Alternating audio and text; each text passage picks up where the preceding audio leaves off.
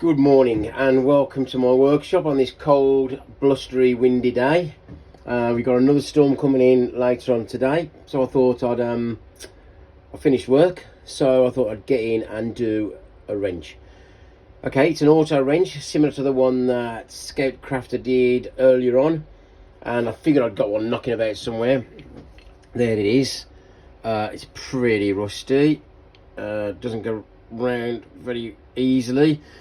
So it's going to need to be taken apart, dumped into some vinegar or whatever, and cleaned up. Now I'm thinking, only thinking, about doing the old rust work, the paint work on the groove here. Let's see how I get on with that. Okay, see you in a bit. Right, I've tried to undo the screw.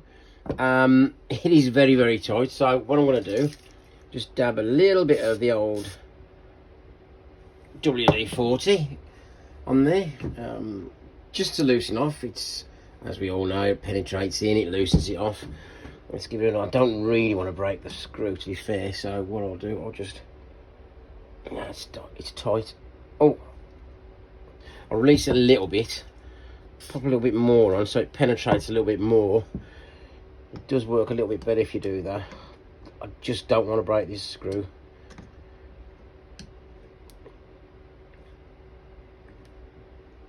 Okay, just move it back and forwards a little bit.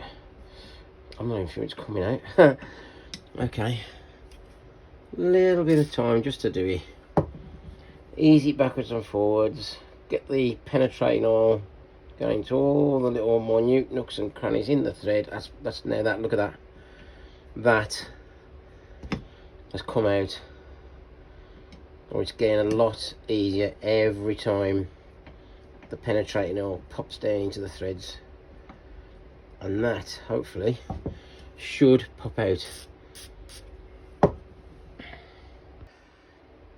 So by moving it backwards and forwards, getting the penetrating oil into the threads, it gets easier and easier. Just move it back a little bit, couple of turns one way, turn back, keep the penetrating oil going in there, and gets it all into those little nooks and crannies, and eventually it will come out.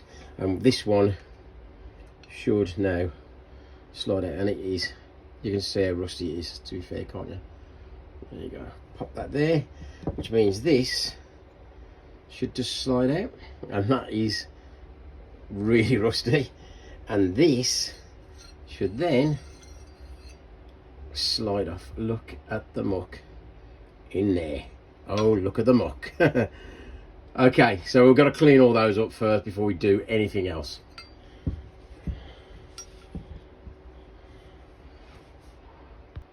A little close up. I've just rubbed this part here with a wire brush, and it is going to come up clean, but you can see how much battering over the years this has taken. I mean, look at all the dents in there. That is just craziness. I mean, they must have just been absolutely destroying that with a hammer. Yeah, I just don't understand why you'd do that, but there you go. It is what it is. It's looking rusty. I'm going to clean that up in WD-40 or vinegar. Let's just have another quick look. Yeah, luckily there's not that much damage on the actual, on this part, so it shouldn't be too bad at all. Now I've cleaned the pin. Now I don't know whether you can see that. That to me looks homemade. There was so much muck in there, I had to literally hacksaw it out, but it's off center and it looks homemade. So that is a homemade pin. That's a repair that's been done how many years ago? I don't know, 40, 50, could be. But he cared about it enough to actually repair the pin. Nice little touch, I think. Right, the next stage. I've taken the bits out of the vinegar, and I did say before the wire wheel that this piece had hardly any damage. I was wrong.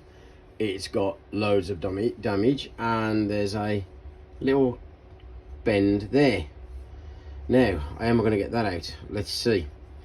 But I'm definitely going to have to get this on the sander. and get all these knocks and abrasions and dents out, or the majority of them, because there is a lot. This piece I've started already, but as you can see, there's literally hundreds of little marks, and some of them are very deep indeed. But we'll see how we go. I don't want to get it absolutely super shiny perfect, so we'll see how we get on with that.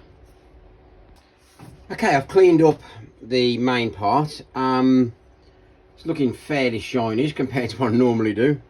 What I've done, I've cleaned this part and the groove with acetone to make sure it's all nice and clean. I'll give it a quick rub over again in a minute, and I'm going to attempt to do a blue paint in that. The sliding part is coming along. It was really deeply pitted, so I've got the old grinder on it with a pad.